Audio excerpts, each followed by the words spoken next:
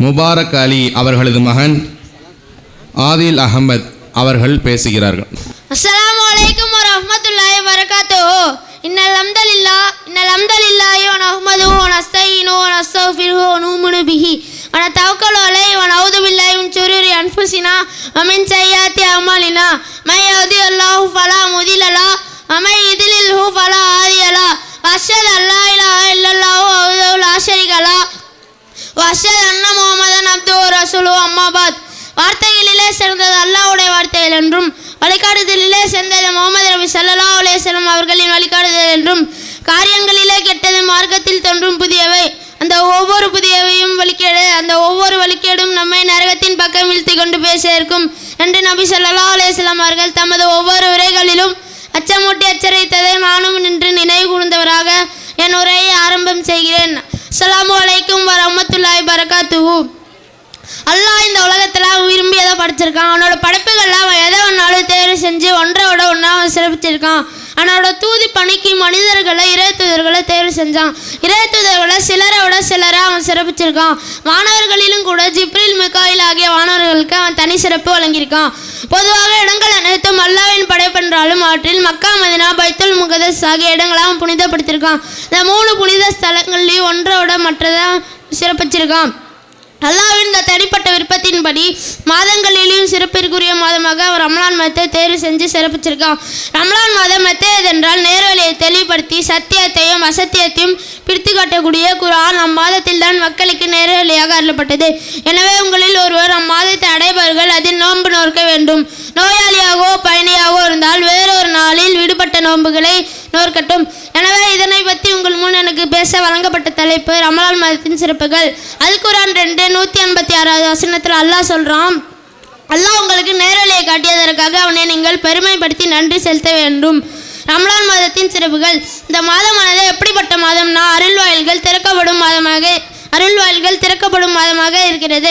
Abu Hurairah ரலியல்லாஹு அன்ஹு அறிவிக்கிறாங்க, நபி ஸல்லல்லாஹு அலைஹி வஸல்லம் அவர்கள் கூறியதாக, ரமலான் மாதம் வந்துவிட்டால் வானத்தோட வாசல்கள் திறக்கப்படும், நரகத்தோட வாசல்கள் அடைக்கப்படும், சைத்தான் விளங்கிட்டுறான் என்று நபி ஸல்லல்லாஹு அலைஹி வஸல்லம் அவர்கள் சொல்கிறாங்க. ரசூல் என்ன சொல்கிறாங்க, ரமலான் வந்துச்சுன்னா வானத்தோட வாசல்கள் திறக்கப்படும், நரகத்தோட வாசல்கள் மூடப்படும். கடைசியில் ரொம்ப முக்கியமான ஒன்று, அல்லாஹ் நமக்காக என்ன செய்கிறான், சைத்தானை விளங்கிட்டுருவான். ஆனால் நம்ம என்ன செய்கிறோம், நம்ம தோலை சைத்தான் விட்டு போனதை கண்டினியூ பண்ணுறோம், தொழுகிறதை மட்டும் பண்ணுவோம். நல்ல அமல்கள் செய்வோமான்றது நம்ம இடத்துல மிகப்பெரிய கேள்விக்குறியாக தான் இருக்குது. ஃபோன் பார்க்குறது, பொய் சொல்கிறது, டிவி பார்க்குறது, ஓதுறது கிடையாது. இது மாதிரி முக்கியமான அமல்களில் நம்ம ஈடுபட்டு கொண்டு இருக்கனால நம்மளால் குர்ஆன் ஓத முடியல. அப்படி தானே சகோதர சகோதரிகளே? இப்படி அலட்சியமாக விடக்கூட நோன்பை பற்றி எல்லாம் என்ன சொல்கிறான்னு தெரியுமா மக்களே? நோன்பை தவிர ஆதமுடைய மகனே ஒவ்வொரு செயலும் அவனுக்குரியதாகும். நிச்சயமாக நோன்பு எனக்கு மட்டுமே உரியது, அதற்கு நானே கூலி கொடுப்பேன் என்று அல்லாஹ் சொல்கிறான். என்ன சொல்கிறான் அல்லாஹ், நீ எது வேணால் செஞ்சுக்கோ, எதை தவிர நோன்பை தவிர அது யாருக்குரியதான், அல்லாஹ்க்குரியதான். ஆனால் நம்ம எப்படி இருக்கோம், அதை அலட்சியமாக கையாளுறோம். நோன்பு எப்படிப்பட்டதுன்னு மேலும் அதே ஹதீஸில் நபி ஸல்லல்லாஹு அலைஹி வஸல்லம் சொல்கிறாங்க, ஒரு சின்ன நினைவூட்டல். நபி ஸல்லல்லாஹு அலைஹி வஸல்லம் அவர்கள் பேரை கேட்டால் சலாத் கூறுங்க இன்ஷா அல்லாஹ். நோன்பு பாவங்களிலிருந்து காக்கும் கேடயமாகும். எனவே உங்களில் ஒருவர் நோன்பு நோற்றால் அவர் கெட்ட பேச்சுகள் பேச வேண்டாம், கூச்சலிட்டு சச்சரவு செய்ய வேண்டாம். யாரேனும் அவரை ஏசினால் அல்லது அவருடன் சண்டையிட்டால் நான் நோன்பாளி என்று அவர் சொல்லட்டும். முகமதின் உயிர் எவன் கைவசம் உள்ளதோ அவன் மேல் ஆணையாக நோன்பாளியின் வாயிலிருந்து வீசும் வாடை அல்லாஹ்விடம் கஸ்தூரியின் வாடையை விட விருப்பமானதாகும். நோன்பாளிக்கு 2 மகிழ்ச்சிகள் உள்ளன. நோன்பு திறக்கும் போது அவன் மகிழ்ச்சி அடைகிறான், தன் இறைவனை சந்திக்கும் போது நோன்பின் காரணமாக அவன் மகிழ்ச்சி அடைகிறான் என்று நபி ஸல்லல்லாஹு அலைஹி வஸல்லம் அவர்கள் கூறியதாக அபூ ஹுரைரா ரலியல்லாஹு அன்ஹு அறிவிக்கிறாங்க. அல்லாஹ் அக்பர். நம்ம செய்கிறத அல்லாஹ் தடுத்திருக்கானே, சண்டை சச்சரவு அதெல்லாம் இல்லாமல் நம்மளால் இருக்க முடியாதுல்ல. மாஷா அல்லாஹ். அல்லாஹ் நிறையவர்களை தவிர எந்த அளவுக்கு ரசூல்லா சொல்கிறாங்களா, யாராச்சும் ஒன்று திட்டினா ஆனால் சாயமுட் நான் நோம்பாளின்னு சொன்னேன். ஆனால் நம்மளோட தோழர்களை கூப்பிட்றது கெட்ட வார்த்தை சொல்லி தான் கூப்பிட்றோம். இன்ஷா அல்லாஹ் இந்த மாதிரி செயல்களை இனி வரக்கூடிய ரமலான் மாதத்தில் தடுத்துக்கணும். இன்ஷா அல்லாஹ் இந்த ரமலான் மாதத்தில் அல்லாஹ் இன்னும் நிறைய சிறப்புகளை தரான். ரமலான் மாதம் வந்துவிட்டால் சொர்க்கத்தோட வாசல்கள் திறக்கப்படும், நரகத்தோட வாசல்கள் அடைக்கப்படும், சைத்தான் விளங்கிட்டுறான் என்று ஹதீஸ்களில் கூறப்பட்டிருக்கு. இதன் கருத்து என்ன? ரமலான் மாதம் வந்துவிட்டால் அன்றைய தினம் மரணித்தவர் சொர்க்கவாசியா அல்லது ரமலானின் சைத்தான்களின் எந்த செயல்களும் நடைபெறாதா என்ற சிந்தனைகள் இந்த செய்திகளை பார்த்தா சிலருக்கு தோன்றலாம். ஆனால் இந்த ஹதீஸோட கருத்து இது அல்ல.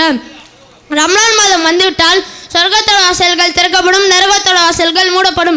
என்பதன் கருத்து நாம் நரகத்திலிருந்து தப்பித்து இலகுவாக சொர்க்கம் செல்வதற்கான வாய்ப்புகளை அல்லாஹ் ரமலானில் வைத்துள்ளார். இதன் தான் செய்யும் பாவங்களால் தான் நரகத்திற்கு செல்கிறான். இறை தூதர் ஸல்லல்லாஹு அலைஹி வஸல்லம் அவர்கள் மூலம் இறைவன் நமக்கு கற்றுக் கொடுத்த சிறு வணக்கங்களை இந்த மாதத்தில் நம்ம செஞ்சால் அதன் மூலம் நம் பாவங்கள் அனைத்தையும் அல்லாஹ் மன்னிக்கிறான். இந்த சிறு வணக்கங்களுக்கு பன்மடங்கு நன்மையும் ஈடு இல்லாத சுரகத்து பாக்கியங்களையும் அல்லாஹ் வழங்கியுள்ளான். ஒரு நாள் வேலை செய்தால் ஒரு மாதம் வேலை செய்த கூலியை யாரும் தரமாட்டார்கள். இவ்வாறு ஒரு முதலாளி தருகிறார் என்றால் அவரை மிகப்பெரிய கொடைவள்ளல் என்று கூடுவோம்.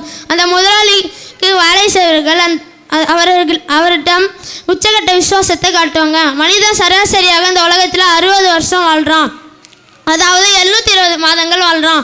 உலகில் வாழ்நாள் முதலும் இறைவனை வணங்கினால் கூட 720 மாதங்கள் மட்டுமே அவனால் வணங்க முடியும். ஆனால் ரமலானில் லைலத்துல் கதிர் என்ற ஒரு இரவில் நாம் வணங்கிவிட்டால் 1000 மாதங்கள் நின்று வணங்கின நன்மையை அந்த ஒரு இரவில் நாம் நின்று வணங்கி அந்த நன்மையை அடைந்து விடலாம். அப்படிப்பட்ட இந்த லைலத்துல் கதிர் இரவை ரமலானில் கடைசி 10 நாளில் ஒற்றைப்படை இரவுகளை நீங்கள் தேடிக்கொள்ளுங்கள் என்று ரசூலுல்லாஹ் சொல்கிறாங்க. அடுத்து மாபெரும் நஷ்டத்துக்குரியவனை பற்றி பார்க்கலாம். நபி ஸல்லல்லாஹு அலைஹி வஸல்லம் அவர்கள் மிம்பரில் ஏறி ஆமீன் ஆமீன் ஆமீன் என்று கூறினார்கள். அதற்கு அல்லாஹ்வின் தூதரே, நீங்கள் மிம்பரில் ஏறும்போது ஆமீன் ஆமீன் ஆமீன் என்று கூறினீர்களே என்று கேட்கப்படுது. அதற்கு நபி ஸல்லல்லாஹு அலைஹி வஸல்லம் அவர்கள் கூறியதாவது, ஜிப்ரீல் அலைஹிஸ்ஸலாம் அவர்கள் என்னிடம் வந்து, எவர் ரமலானை அடைந்து அவரோட பாவங்கள் மன்னிக்கப்படாமல் நரகம் செல்வாரோ அவரை அல்லாஹ் தன் அருளில் இருந்து தூரமாகட்டும் என்று கூறி ஆமீன் என்று சொல்லுங்கள் என்றார்கள். நான் ஆமீன்.